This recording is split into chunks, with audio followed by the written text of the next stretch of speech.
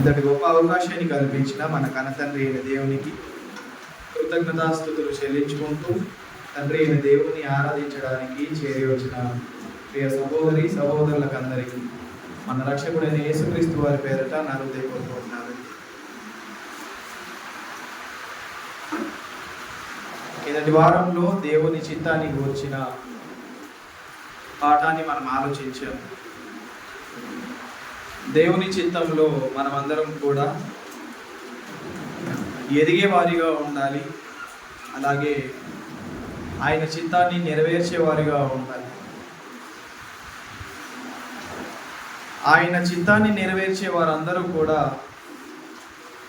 ఆయన రాజ్యంలో ఉండే అవకాశాన్ని సంపాదించుకుంటారు. ఆయన రాజ్యంలో ఉండాలి అనుకుంటే ఆయన చిత్తానుసారమైన ప్రవర్తన కలిగి మనం నడుచుకోవాలి. అందుకే ఈరోజు మనం ఆలోచించబోయే పాఠం పేరు ఏంటంటే దేవుని రాజ్యమును గూర్చిన సత్యం. దేవుని రాజ్యం అంటే ఏంటో, అలాగే ఆ రాజ్యానికి అధికారులు ఎవరు, ఆ రాజ్యంలో ఉన్న రాజ్య నివాసులు ఎవరు, రాజ్యంలో ఉన్న చట్టం ఏంటో ఈ పాఠంలో మనకు చాలా స్పష్టంగా తెలుస్తుంది. రాజ్యం అంటేనే మనకు సహజంగా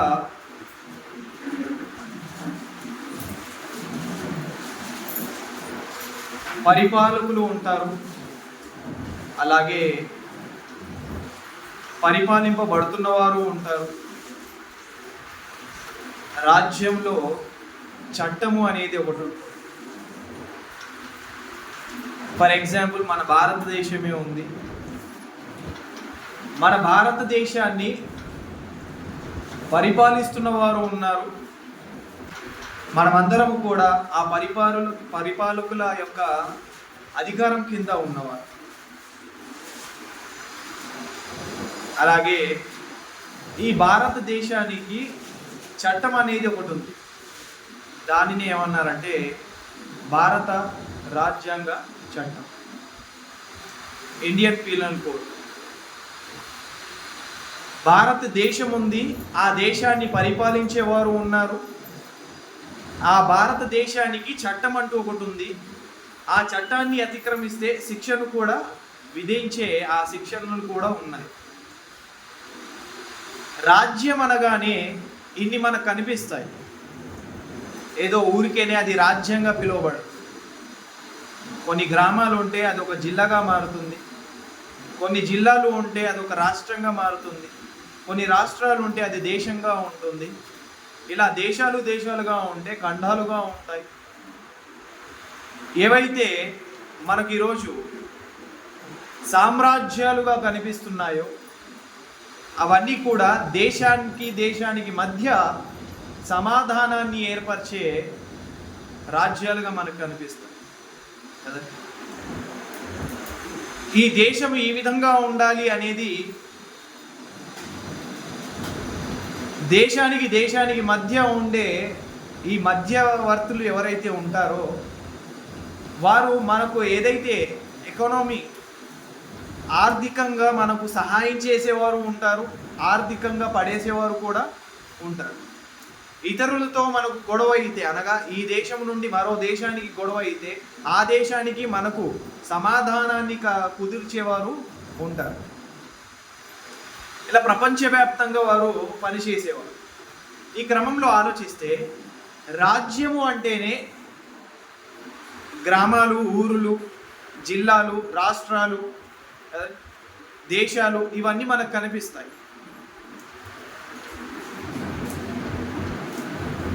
మనకు సహజ సిద్ధంగా అర్థమైన రాజ్యం అంటే ఏంటి అంటే కదండి, గ్రామాలు, ఊర్లు, అలాగే ఈ జిల్లాలు, రాష్ట్రాలు ఇవే అనుకుంటున్నారు. ఈ విధంగా ఉండేదేనా దేవుని రాజ్యం? మనం అనుకున్నట్టుగానే ఆయన రాజ్యం ఉంటుందా అంటే ఒక మాటగా యేసుక్రీస్తు వారు చెప్పేసినట్టుగా మనం ఆలోచించవచ్చు. నువ్వు రాజువేనా అంటే అవును నేను రాజునే.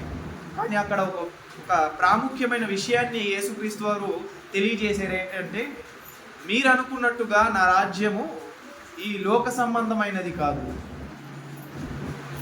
ఈ లోక సంబంధమైన రాజుని నేను కాదు, నా రాజ్యము ఇక్కడున్నది కాదు.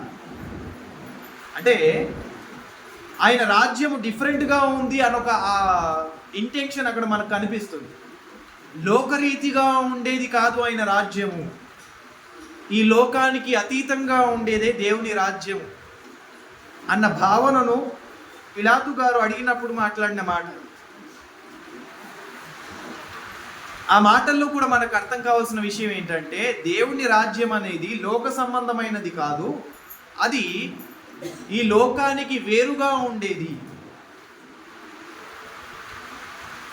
అది ఏ విధంగా ఉంటుంది, అది ఏ విధంగా పరిపాలన, ఆ రాజ్యాన్ని ఏ విధంగా పరిపాలిస్తారు, పరిపాలించేవారు ఎవరు, ఆ రాజ్యంలో ఉండే చట్టాలేంటి, ఇవన్నీ కూడా ఈ పాఠంలో మనం జాగ్రత్తగా ఆలోచించడానికి ప్రయత్నం చేద్దాం. దేవుని రాజ్యము అంటేనే దేవుని ఏలుబడి, దేవుని పరిపాలన, అలాగే దేవుని అధికారం.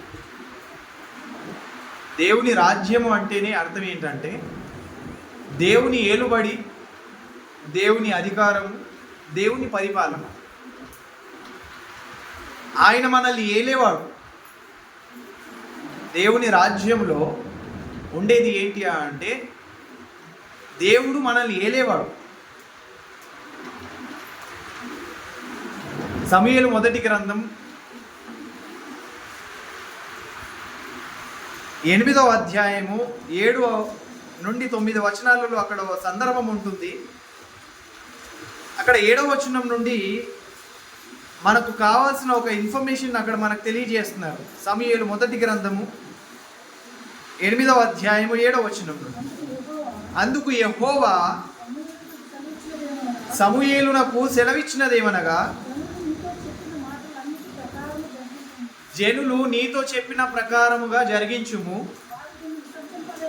వారు నిన్ను విసర్జించలేదు కానీ తమ్మును ఏలకుండా నన్నే విసర్జించి ఉన్నారు. చాలా ఏమంటున్నారు ఇక్కడ, నన్ను విసర్జించి ఉన్నారు, తమ్మును ఏలకుండా నన్ను విసర్జించి ఉన్నారు. అంటే అప్పటి వరకు ఏలుతున్నది ఎవరు అక్కడ? దేవుడే కదా వారిని ఏలుతున్నాడు. అంటే దేవుని రాజ్యము అంటే ఏంటంటే దేవుని యొక్క ఏలుబడి. ఆయన ఏలేవాడిగా ఉన్నారు. మానవులను అందరినీ కూడా ఆయనే ఏలేవాడు. దేవుని రాజ్యంలో ఏలుబడి చేసేది ఎవరు అంటే దేవుడు అన్న విషయం ఈ మాటలు మనకు అర్థమవుతుంది. దేవుని రాజ్యం అంటే ఏంటి అన్న దానికి రెండవ సమాధానం ఏంటంటే దేవుని అధికారం. దేవుని రాజ్యం అంటే ఏంటి అంటే దేవుని ఏలుబడి, అలాగే దేవుని అధికారం. దానియేలు గ్రంథం 4వ అధ్యాయం 25వ వచనంలో, దానియేలు గ్రంథము 4వ అధ్యాయము 25వ వచనం, తమ యుద్ధం ఉండకుండా మనుషులు నిన్ను తరుముదురు, గడ్డి తినదు, ఆకాశపు మంచు నీ మీద పడి నిన్ను తడుపును, సర్వోన్నతుడగు దేవుడు మానవుల రాజ్యము పైన అధికారి అయి ఉన్నాడనియు, దాని ఎవనికి దాన్ని అనుగ్రహింప నిశ్చయించునో వానికి అనుగ్రహించునని నీవు తెలుసుకొందువని 7 కాలములు నీకు ఇలాగూ జరుగును. ఇక్కడ కూడా ఒక విషయాన్ని తెలియజేస్తున్నారు. ఏమంటే సర్వోన్నతుడగు దేవుడు మానవుల అధికారముల పైన ఎలా ఉన్నాడు? ఆయన మానవులు పరిపాలించే ఈ పరిపాలనకు, మానవుల యొక్క అధికారానికి ఆయన అధికారి అయి ఉన్నాడు. వీటన్నిటికీ కూడా ఆయన పైవాడిగా ఉన్నాడు. అంటే సర్వోన్నతుడకు దేవుడు మానవుల రాజ్యము పైన ఏ విధంగా ఉన్నాడు? అధికారిగా ఉన్నవాడు. అందుకే ఆయన ఏలేవాడిగా ఉన్నాడు, అలాగే అధికారి గలవారిగా ఉన్నారు. ఇక దేవుని రాజ్యము అనగా దానికి మూడవ రీజన్ ఏంటి అంటే దేవుని పరిపాలన. దేవుని రాజ్యం అంటే ఏంటి అంటే దేవుని ఏలుబడి, దేవుని అధికారము, దేవుని పరిపాలన. కీర్తనల గ్రంథం 145వ అధ్యాయము 13వ వచనంలో మనకు ఆ మాట కనిపిస్తుంది. నీ రాజ్యము శాశ్వత రాజ్యము, నీ రాజ్యము శాశ్వత రాజ్యము, నీ రాజ్య పరిపాలన తరతరములు నిలుచును. దేవుని యొక్క రాజ్య పరిపాలన అంటే దేవుని రాజ్యము అంటేనే ఏంటంటే దేవుని పరిపాలన.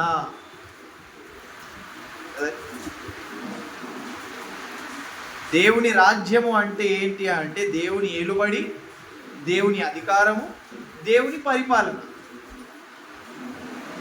ఇది దేవుని రాజ్యంకి అర్థం ఏంటంటే దానికి రీజన్స్. ఈ విధంగా మనకు బైబిల్ దాన్ని తెలియజేస్తుంది. ఆయన రాజ్యం అంటే ఏదో కాదు, ఆయన ఏలుబడి, ఆయన అధికారం, ఆయన పరిపాలన, ఇది ఆయన రాజ్యం. ఇక దేవుని రాజ్యంలో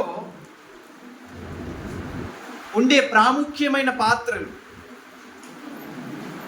దేవుని రాజ్యంలో సహజంగానే మనకు కనిపిస్తుంది కదండి. ఇందాక మనం ఆలోచించినట్టుగా రాజ్యం అంటేనే, రాజ్యం అని ఏ విధంగా దాన్ని మనం చెప్పగలము అండి?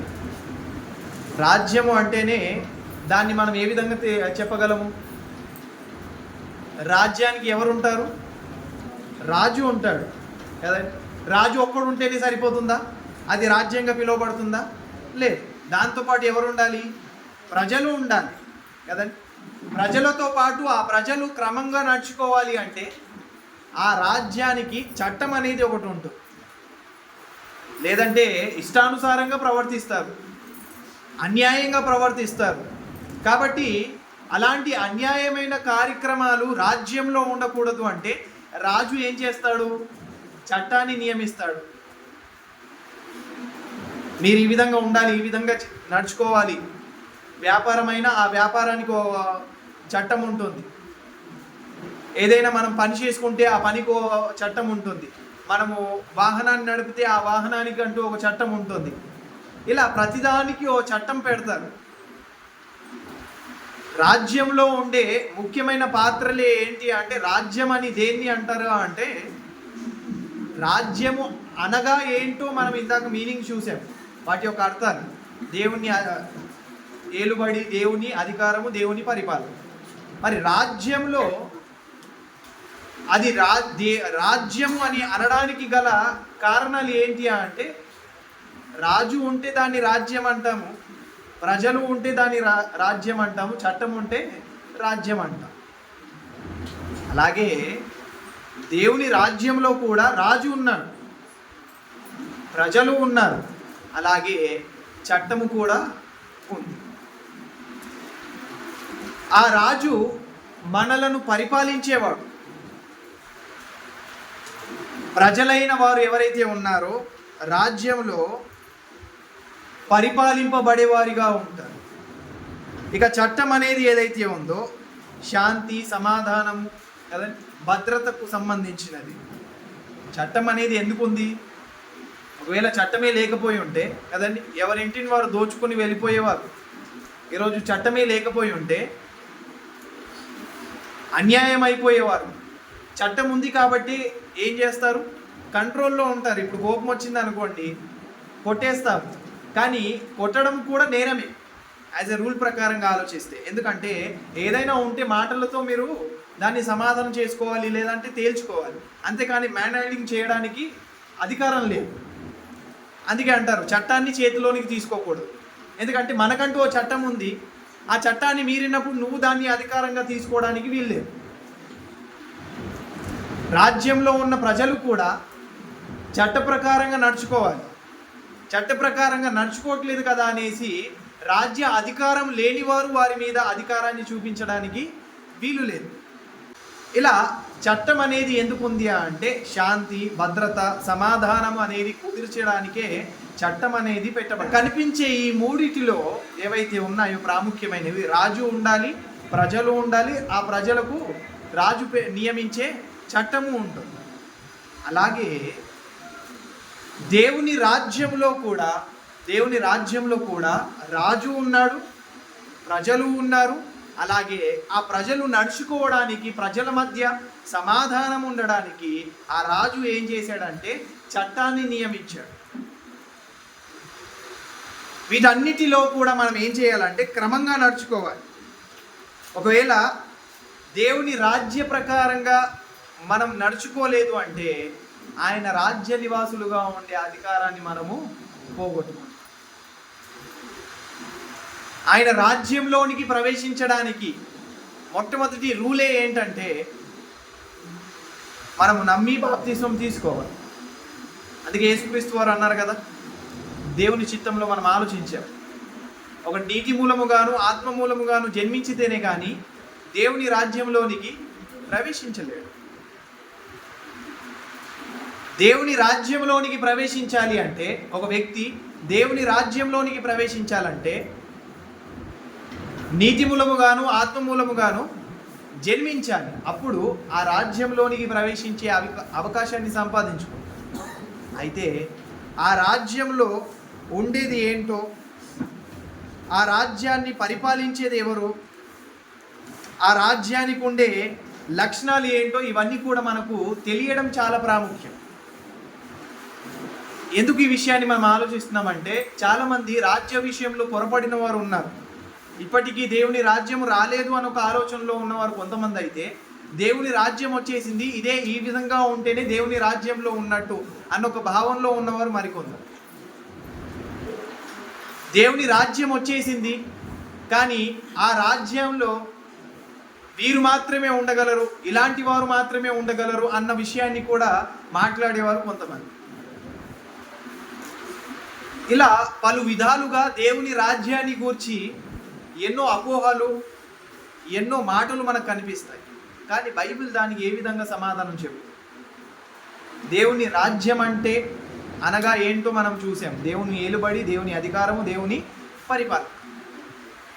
మరి ఆ దేవుని రాజ్యంలో ఏముంటుంది అంటే రాజు ఉంటాడు, ప్రజలు ఉంటారు, అలాగే చట్టం ఉంటుంది, ఇవన్నీ కూడా ఉంటాయి. మరి ఆ రాజ్యానికి ఉండే లక్షణాలు ఏంటి? రాజ్యానికి లక్షణాలు ఉంటాయి కదా, గుర్తుపట్టాలి కదా మనం ఆ రాజ్యాన్ని. చూసిన ప్రతి దాన్ని మనం ఆ దేవుని రాజ్యం అనుకుంటే పొరపాటు. చూసిన ప్రతి రాష్ట్రాన్ని చూసినంత మాత్రాన ఇది మామూలుదే అనుకుంటే కాదు కదా. అక్కడ ఉండే ఆ భాష తీరుని బట్టి, అక్కడ ఉండే ఆ లక్షణాలను బట్టి మనం ఆలోచిస్తాం, అరే ఇది మన రాష్ట్రం కాదు. అందుకే చూడండి, వేరే రాష్ట్రానికి వెళ్ళినప్పుడు మనలా ఉండరు, వేరేలా ఉంటారు. అప్పుడు మనం వెంటనే ఏమనుకుంటాము, ఇది మనది కాదు. అలాగే దేవుని రాజ్యము అని గుర్తుపట్టాలి అంటే వాటి గుర్తులు ఉన్నాయి, వాటికంటూ ఒక లక్షణాలు ఉన్నాయి. అలాంటి లక్షణాలు ఎక్కడైతే ఉంటాయో అది దేవుని రాజ్యంలో భాగంగా పిలువబడుతుంది. మరి దేవుని రాజ్యంలో ఉండేది ఏంటి, దేవుని రాజ్యంలో ఉన్న లక్షణాలు ఏంటి అని మనం ఆలోచిస్తే, రోమియోలకు రాసిన పత్రిక 14వ అధ్యాయము 17వ వచనం. రోమియోలకు రాసిన పత్రిక 14వ అధ్యాయము 17వ వచనంలో, దేవుని రాజ్యము భోజనమును పానమును కాదు, నీతియు సమాధానమును పరిశుద్ధాత్మ యందలి ఆనందమునై ఉన్నది. ఏంటంట? దేవుని రాజ్యంలో ఉండే లక్షణాలు ఏంటి? నీతి, సమాధానము, పరిశుద్ధాత్మ యందలి ఆనందం. పరిశుద్ధాత్మ యందలి ఆనందాన్ని గురించి ఒక చిన్న ఎక్స్ప్లెనేషన్ తీసుకొని మనం ముందుకు వెళ్దాం. పరిశుద్ధాత్మ దేవుని గూర్చి అర్థం కాని వారు ఈరోజు పరిశుద్ధాత్మ దేవుని పొందుకున్నాము అన్నొక భ్రమలో ఉండిపోయి, అదేంటి బ్రదర్ మీరు ఎలాంటి భాషలో మాట్లాడుతున్నారు ఏంటి అంటే, ఆత్మ కలిగినప్పుడు అలాగే మాట్లాడతాం బ్రదర్ అంటున్నారు. ఆత్మ ఆవహించినప్పుడు ఇలాంటి మాటలే వస్తాయి బ్రదర్. మరి అలాంటి మాటలు మాకు రావట్లేదు బ్రదర్ అంటే, ఆత్మను పొందుకుంటేనే వస్తాయి బ్రదర్ అంటారు. ఆత్మను గూర్చిన 1% కూడా అవగాహన లేని వారు కూడా ఈరోజు ఆత్మ అన్న ఒక పేరును తీసుకొని మేము పరిశుద్ధాత్మ దేవుని పొందుకున్నాము అనేసి లేని భాషలను సృష్టించి, లేని మాటలను సృష్టించి, ఉన్న వాక్యాన్ని వక్రీకరించి దేవుని రాజ్యంలో ఉన్న పరిశుద్ధాత్మయందలి ఆనందాన్ని వేరే మార్గంలోనికి తీసుకొని వెళ్ళేవారు ఈరోజు క్రైస్తవులుగా పిలువబడుతున్న వారు కోకొల్లలుగా ఉన్నారు. అందుకే దేవుని రాజ్యము అంటే ఏది పడితే అది దేవుని రాజ్యం కాదు. అందుకే పిలాతు గారితో చెప్పిన మాట ఏంటంటే, నువ్వు అనుకుంటున్న ఈ లోక సంబంధమైన రాజ్యం కాదు నాది. రాజు అనగానే తల మీద కిరీటం ఉండాలి, చుట్టూ సైనాధిపతులు ఉండాలి, నన్ను రక్షించడానికి సైనికులు ఉండాలి, పెద్ద ఏదో ఉండాలి. అది అలాంటి అంగు ఆర్భాటాలు అనేవి ఈ మీ మానవులకు కనిపించేవిగా ఉన్నవి కావవి. అది ఈ లోక సంబంధమైనది కాదు, ఈ లోకానికి అతీతంగా ఉన్నది. ఆ రాజ్యాన్ని గుర్తుపట్టాలి అంటే ఆ రాజ్యానికి ఉన్న లక్షణాలు ఏంటో గుర్తుపట్టాలి. ఆ రాజ్యానికి ఉన్న లక్షణాలు ఏంటి? నీతి ఉంటుంది, సమాధానం ఉంటుంది, పరిశుద్ధాత్మ యందలి ఆనందం ఉంటుంది. పరిశుద్ధాత్మ దేవుని ద్వారా కలిగే ఆనందాలు ఏవైతే ఉన్నాయో అవి అనుభూతి చెందుతూ ఉంటారు, వాటిని అనుభవిస్తారు. అపోస్తలులు ఉన్నారు, వారు ఎప్పుడైనా మాకు ఇది లేదండి, మాకు ఇది ఇవ్వండి అనేసి ప్రార్థనలో ఎప్పుడైనా ప్రార్థన చేసినట్టు విన్నారండి మీరు? అండ్ వారు చేసిన ప్రార్థనలో ఎప్పుడైనా మాకు ఇది లేదండి, మాకు బిల్డింగ్ కట్టుకోవడానికి డబ్బులు లేవండి, అది లేదండి, ఇది లేదండి అని వారి యొక్క శరీర సంబంధమైన ఆ రిక్వెస్ట్లను ఆ ప్రార్థనలో పెట్టుకున్నట్టు ఎక్కడైనా మనం చూసామా? కారణం ఏంటంటే వారు పరిశుద్ధాత్మ యందలి ఆనందాన్ని కలిగి ఉన్నారు. అందుకే పరిశుద్ధాత్మ యందలి ఆనందం కలిగిన ప్రతి ఒక్కరు కూడా ఎవ్వరికి ఎలాంటి లోటు లేకుండా చేయాలంటే, మా చిరస్థిరాస్తులను నమ్మేసి మేమేం చేయాలి? అక్కరగా ఉన్న వారందరికీ కూడా పంచిపెట్టేలా అపోస్తల పాదాల దగ్గర పెట్టేయాలి. పరిశుద్ధాత్మ యందలి ఆనందము మేము పొందుకోవాలి. ఎవరికి అక్కరగా ఉందో వారికి అందరికీ కూడా పనిచేశారు అపోస్తలు. ఎవరికి కొదువుగా ఉందో వారందరికీ కూడా ఇచ్చేశారు. అంటే ఆనందం కలిగితే అలాంటి కార్యక్రమాలు చేస్తామా అంటే ఖచ్చితంగా అలాగే చేస్తాం. దేవుడి కొరకు ఏదైనా మనం సమర్పించే వారిగా ఉంటాం. ఎందుకంటే ఈ లోకం అనేది శాశ్వతమైనది కాదు. శాశ్వత లోకం అంటూ ఒకటి ఉంది. ఆ లోకానికి చేరుకోవాలి అంటే ఇదిగో ఆయన రాజ్యంలో ఉన్న మేము పరిశుద్ధాత్మ యందలి ఆనందాన్ని మేము సంపాదించుకోవాలి. పరిశుద్ధాత్మ దేవుడు వారు అలాంటి కార్యక్రమాలు చేసినప్పుడు సంతోషించారు. ఏమండి? పరిశుద్ధాత్మ దేవుడు అలాంటి కార్యక్రమాలు చేసినప్పుడు సంతోషించారు. కానీ అలాంటి కార్యక్రమము చేస్తూనే అంతెందుకులే, ఇంత పెట్టుకుందాం, ఇంత ఇద్దాం అన్న వారి విషయంలో ఏం చేశారు? పరిశుద్ధాత్మ దేవుడు దుఃఖించారు. పరిశుద్ధాత్మ దేవుడిని బాధ పెట్టేవారిగా నిలబడ్డారు. ఎవరు? 5వ అధ్యాయంలో కనిపిస్తారు కదా అపోస్తలుల కార్యంలో, అననీయ, సఫీరా. వారి విషయంలో పేతురు గారు ఏమని మాట్లాడుతున్నారు ఒకసారి చూద్దాం. 5వ అధ్యాయము 9వ వచనం. అపోస్తలుల కార్యంలో 5వ అధ్యాయం 9వ వచనంలో, అందుకు పేతురు ప్రభు యొక్క ఆత్మను శోధించుటకు మీరెందుకు ఏకీభవించితిరి? ఇదిగో నీ పెనిమిటిని పాతిపెట్టిన వారు పాదములు వాకిటనే ఉన్నవి. ఇక్కడ సందర్భం మీకు తెలిసిందే కదండి. పొలాన్ని అమ్మేస్తారు, ఆ పొలం యొక్క వెలను కొంత ఉంచుకొని కొంత అపోస్తుల పాదాల దగ్గర పెట్టడానికి వెళ్తారు. భర్త వెళ్తాడు, భర్త యొక్క ప్రాణము తెలిసిపోతుంది ఎందుకు మీరు ఇలా చేశారు. అది మీ దగ్గర ఉన్నప్పుడు మీదే కదా. కానీ మీరు ఇస్తానన్న ఆలోచన కలిగి మరలా మీరు ఏమయ్యారు, వెనకడుగు వేశారు. ఎందుకు? పరిశుద్ధాత్మ దేవుని మీరు శోధించారు కదా. అలాగే తన భార్య కూడా వస్తుంది, తాను కూడా అలాగే చనిపోతుంది. అంటే ఇక్కడ అర్థం కావాల్సిన విషయం ఏంటంటే, సమృద్ధిగా ధారాళముగా హృదయపూర్వకంగా ఆయన రాజ్య నిమిత్తము అర్పించేసే ఆ మనసు ఎవరికి ఉంటుంది అంటే, పరిశుద్ధాత్మ యందలి ఆనందం కలిగిన వారికి మాత్రమే అలాంటి మనసు ఉంటుంది. పరిశుద్ధాత్మ యందలి ఆనందం ఎవరికైతే లేదో వారు అనన్య సపేరా ఆలోచించినట్టుగానే ఆలోచిస్తారు. కొంత దాచిపెట్టుకొని కొంత ఇవ్వాలని ఒక మనసు గల వారిగా ఉంటారు. వారి దగ్గర పరిశుద్ధాత్మ యందలి ఆనందం ఉండదు. పరిశుద్ధాత్మ దేవుడు వారి విషయంలో దుఃఖపడతాడు. ఈరోజు పరిశుద్ధాత్మ దేవుడు అనే ఆ పేరును చెప్పి ఎంతోమంది వ్యాపారంగా మార్చుకున్నారు, వ్యాపారం చేస్తున్నారు. చాలామంది ఎవరైతే బోధకులుగా పిలువబడుతున్నారో, వాస్తవానికి వారు బోధకులు కాదు, కానీ పిలువబడుతున్నారు అలా. నిన్న రాత్రి నాకు దర్శనం వచ్చింది, ఇంత బంగారం నాకు ఇవ్వాలి అనే దర్శనం వచ్చిందంట. ఆ బంగారం తీసుకొచ్చి ఇప్పుడు సంఘస్థులు ఏం చేయాలి, అక్కడ పెట్టాలి. ప్రేరేపణ వారికి కలగాల, వీరికి కలగాల? అండి, ప్రేరేపణ వారికి కలగాల, వీరికి కలగాల? ప్రజలకు కలగాలి కదా. కానీ ఈయనకు దర్శనం వచ్చిందంటే ఆ దర్శనం ఉన్నట్టుగానే చేయాలి. ఇలా బంగారమే కాదండి, ఇల్లు కావాలంటే ఇల్లు కావాలి, కారు కావాలంటే కారు కావాలి, ఏది కావాలంటే వారి అవసరం నిమిత్తము ఎవరిని వాడుకుంటున్నారు అంటే పరిశుద్ధాత్మ దేవుని పేరును వాడుకుంటున్నారు. కానీ వారికి అర్థం కాని విషయం ఏంటంటే, ఆయన వన్స్ ఒకసారి దుఃఖపడ్డాడు అంటే వారిని ఏమాత్రం కూడా క్షమించేవాడు కాదని. పరిశుద్ధాత్మ దేవుడి విషయంలో ఆకతాయిగా మనం ప్రవర్తించడానికి వీల్లేదు. ఆషమాషిగా ఉండే ఆ వ్యక్తి కాదు ఆయన. చాలా అంటే చాలా పర్టికులర్గా ఉండేవాడు. అందుకే ఒకవేళ మనము ఆయన నిమిత్తము తప్పుగా ప్రవర్తించాము అంటే ఈ యుగమందైనను రాబో యుగమందైనను వానికి క్షమాపణ లేదు అన్నాడు. ఇక్కడ దేవుని రాజ్యంలో పరిశుద్ధాత్మ యందలి ఆనందం ఉంది. పాటలు పాడేసి కానీ వాయిద్యాలు వాయించేసి వాటికి వచ్చిన ఊపును బట్టి, వాటికి ఉన్న ఆ ఫ్లోని బట్టి పరిశుద్ధాత్మ దేవుడు వచ్చేసాడు అందుకే ఇలా చేస్తున్నారు, పరిశుద్ధాత్మ అదని కొందరు తిన్నగా కూర్చోరు, పాటలు పాడుతూనే ఏది ఫిడ్స్ వచ్చినట్టుగా గిలగిల కొట్టుకుంటూ ఉంటారు.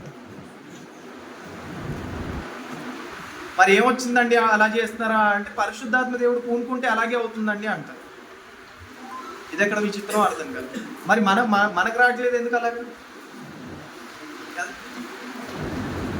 అంటే, ఆత్మ అన్న పేరుకే నిర్వచనాన్ని మార్చేశారు. ఆత్మలో ఉండే ఆనందాన్ని, దాని యొక్క భావాన్ని మార్చేశారు. కానీ పరిశుద్ధాత్మ యందలి ఆనందము ఆ విధంగా ఉండేది కాదు. కాబట్టి దేవుని రాజ్యము అన్నప్పుడు వాటికి ఉండే లక్షణాలు కూడా ఉన్నాయి. నీతి, సమాధానము, పరిశుద్ధాత్మ యందలి ఆనందం ఉండాలి. ఆనందముగా ఆయన రాజ్యంలో ఉండేవారిగా ఉండాలి. ఆనందముగా ఆయన చట్టాన్ని పాటించేవారిగా ఉండాలి. పరిపాలన ఏ విధంగా అయితే చేయాలో ఆ విధంగా లేకపోతే ప్రజలే తిరుగుబాటు చేస్తారు. కానీ ఇక్కడ దేవుని రాజ్యంలో ప్రతీది కూడా పర్ఫెక్ట్గానే ఉంది. కానీ ఆ రాజ్యపు చట్టాన్ని మనం యాక్సెప్ట్ చేసేవారిగా ఉండాలంటే పరిశుద్ధాత్మ యందలి ఆనందం మనము సంపాదించుకోవాలి. ఒకవేళ దాన్ని మనం సంపాదించుకోలేదు అంటే దేవుడు పెట్టిన ప్రతి చట్టాన్ని మనం ఎలా ఆలోచిస్తామంటే వ్యతిరేకంగానే భావిస్తాం. అందుకే దేవుని ఏలుబడిని వద్దనుకున్న ఇశ్రాయేలీయులు ఎవరిని తృణీకరించేశారు? యెహోవానే తృణీకరించేశారు. అలాగే మనం కూడా నీతి, సమాధానము, పరిశుద్ధాత్మ యందలి ఆనందాన్ని కోరుకొనని వారిగా ఉన్నాము అంటే ఆయన రాజ్యాన్ని మనం ఏం చేస్తున్నాము? తృణీకరిస్తున్న వారిగా ఉన్నాం, విసర్జిస్తున్న వారిగా ఉన్నాం. కాబట్టి ఏది పడితే అది ఆయన రాజ్యం కాదు. ఈ లక్షణాలు కలిగి ఉన్నదే ఆయన రాజ్యం. ఇక ఆయన రాజ్యంలో ఉండేది ఎవరెవరు, ప్రారంభం నుండి ఎవరెవరు ఉన్నారు అని మనము నిత్యత్వాన్ని గురించి మనం ఆలోచిస్తే, దేవుని రాజ్యంలో తండ్రి అయిన దేవుడు ఉన్నారు, యేసుక్రీస్తు వారు ఉన్నారు, పరిశుద్ధాత్మ దేవుడు ఉన్నారు, అలాగే దూతలు ఉన్నారు. నిత్యత్వాన్ని గురించి మనం ఆలోచిస్తే ప్రారంభంలో తండ్రి అయిన దేవుడు ఉన్నారు, అలాగే యేసుక్రీస్తు వారు ఉన్నారు, పరిశుద్ధాత్మ దేవుడు, దేవదూతలు వీరు ఉన్నారు పరలోకంలో. ఇక దేవుని రాజ్యం అనేది ఏ విధంగా మనకు భూలోకంలో మనకు వివరింపబడింది, దాన్ని ఎలా ఎక్స్ప్లోర్ చేశాడు ఆయన మానవుల మధ్య మనం ఆలోచిస్తే కదండి, వాటికి 3 యుగాలు ఉన్నాయన్న విషయాన్ని మనం ఆలోచించాలి. మానవుల మధ్య దేవుని రాజ్యం అనేది ఎలా ఎక్స్ప్లోర్ అయ్యింది. దేవుని రాజ్యం అనేది అంతకుముందు నిత్యత్వంలో ఉన్నది. ప్రారంభంలో ఎక్కడుంది అంటే నిత్యత్వంలో ఉన్నది. అక్కడ ఎవరెవరు ఉన్నారు? తండ్రి అయిన దేవుడు ఉన్నారు, యేసుక్రీస్తు వారు ఉన్నారు, పరిశుద్ధాత్మ దేవుడు ఉన్నారు, అలాగే దేవదూతలు ఉన్నారు. నిత్యత్వం గురించి నేను మాట్లాడుతున్నాను. అక్కడ ఆయన రాజ్యం ఉంది. ఇక మానవుల మధ్య ఆయన రాజ్యాన్ని తీసుకొని వచ్చినప్పుడు ఈ 3 యుగాలలో పితరుల యుగము, ధర్మశాస్త్ర యుగము, అలాగే క్రీస్తు యుగం, ఈ 3 యుగాలలో ఎలాంటి పరిపాలన జరిగింది, ఆ పరిపాలన అనేది ఎవరు చేశారు, ఆ టైంలో ఉన్న చట్టం ఏంటి, ఇదంతా కూడా మనకు క్లియర్గా అర్థం కావాలి. ఇది అర్థమైతే అప్పుడు మనము ఏ రాజ్యం కింద ఉన్నవారము, ఏ రాజ్య చట్టం కింద ఉన్నవారము అనేది మనకు అర్థమవుతుంది. ఎందుకంటే చాలామంది ధర్మశాస్త్రాన్ని పాటించేవారు కూడా ఇప్పటికీ ఉన్నారు, రైట్? ధర్మశాస్త్రంలో ఉన్న ఆ విధులను పాటించేవారు ఉన్నారు.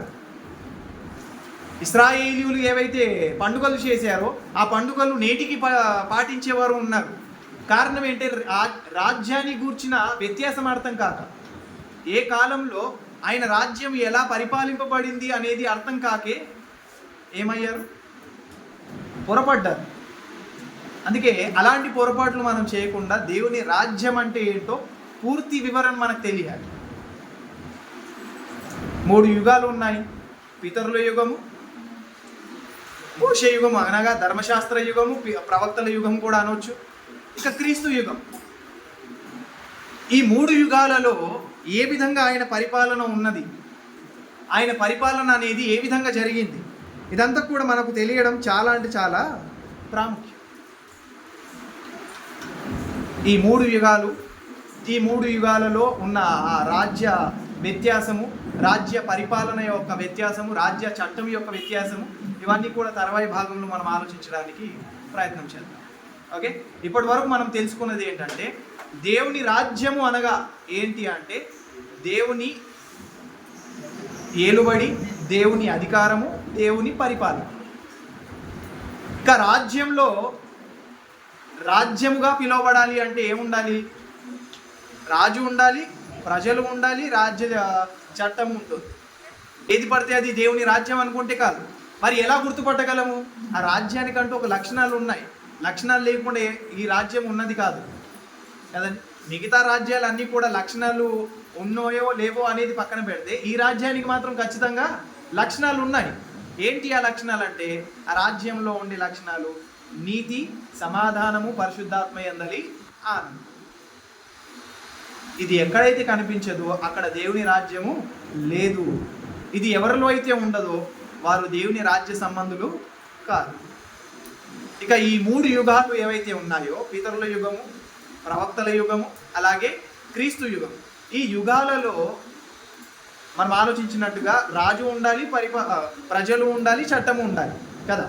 ఇప్పుడు ఆ రాజ్యానికి పితరుల కాలంలో ఎవరు రాజుగా ఉన్నారు, అలాగే ప్రజలు ఎవరు, అలాగే వారికి ఉన్న చట్టం ఏంటి, అలాగే ప్రవక్తల కాలం ఎవరు రాజు, అలాగే ఎవరు ప్రజలు, ఏంటి చట్టం. ఇక క్రీస్తు యుగంలో యాజ్ ఇట్ ఈజ్ అలాగే ఎవరు రాజుగా ఉన్నారు, ఎవరు ప్రజలు, ఏంటి ఆయన చట్టం. ఇదంతా కూడా మనకు తెలియడం చాలా అంటే చాలా అవసరమైనది. ఎందుకంటే ఈరోజు దేవుని రాజ్యమును గూర్చిన అవగాహన లేని వారు కూడా చాలామంది పొరపడి దేవుని రాజ్యాన్ని తప్పుదారిన పట్టించిన వారుగా ఉన్నారు. ఇవి మనం తెలుసుకోవాలి, తెలియని వారికి తెలియజేయాలి. ఆ ప్రకారంగా దేవుని రాజ్యంలో వారు ఉండేలా మనం వారికి అవకాశాన్ని కల్పించాలి. ఇది మనకున్న బాధ్యత. కాబట్టి ఆయన రాజ్య నివాసులుగా ఉన్న మనము ఆయన రాజ్యాన్ని గూర్చిన పూర్తి అవగాహన కలిగిన వారిగా ఈ సమాజంలో వెలిగే జ్యోతులుగా ఉండడానికి మనము ప్రయత్నించాలి. కళ్ళు మూసుకొని ప్రార్థన చేసుకొని సెలవు తీసుకుంటాం. మహోన్నతుడమైన మా కన్న తండ్రి, దేవ పరిశుద్ధుడా, మమ్మల్ని ప్రేమించి మాకు ఇచ్చిన ఈ గొప్ప అవకాశాన్ని బట్టి మీకు కృతజ్ఞత. తండ్రి, మీ రాజ్యం అంటే ఏంటో, రాజ్యంలో ఏమేమి ఉంటాయో, ఆ రాజ్యానికి ఉండే లక్షణాలు ఏంటో మేము ఆలోచించిన మేము తండ్రి ఏమాత్రం కూడా పొరపడకుండా మీ రాజ్యంలో ఉన్న నీతిని మేము కలిగి ఉండేలా సాయం చేయండి. మీ రాజ్యంలో ఉన్న సమాధానం కలిగి ఉండేలా మేము నడుచుకునేలా సాయం చేయండి. పరిశుద్ధాత్మ యందలి ఆనందాన్ని మేము కలిగి ఉండేలా సాయం చేయండి. తండ్రి, ఈ లక్షణాలు ఎవరిలో అయితే ఉందో, ఈ లక్షణాలు కలిగి ఉండని సంఘముగా ఏదైతే ఉందో తండ్రి, అది సంఘమే కాదు, ఆ వ్యక్తి మీ రాజ్యంలో ఉన్నవారే కాదు అన్న విషయాన్ని ఎరిగిన మేము మాలో కూడా నీతి, సమాధానం, పరిశుద్ధాత్మ యందలి ఆనందాన్ని ఉంచుకునేలా సహాయాన్ని అందిస్తారని ఆశిస్తూ ప్రతి విషయంలో మీ కృతజ్ఞతాస్తుతులు చెల్లించుకుంటూ మరలా రానయ్యున్న యేసుక్రీస్తు వారి పేరని ప్రార్థన అడిగి వేడుకుంటున్నాం తండ్రి. ఆమేన్. అందరికీ వందనాలు.